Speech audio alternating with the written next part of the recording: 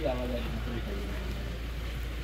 जो गरीब ग्रामीण अशिक्षित असहाय बच्चे हैं, शेतकारी के बच्चे हैं, उनका अधिकार नहीं छीना जाना चाहिए।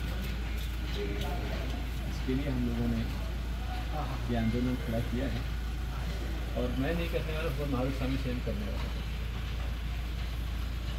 बस ठीक है, चलो हाँ आशीर्वाद।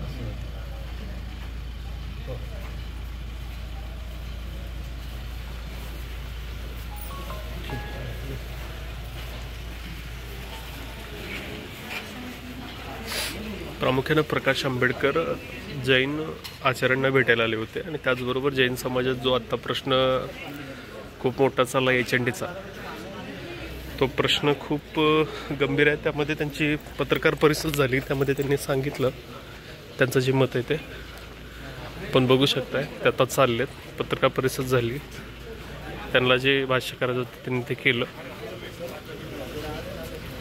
Why not?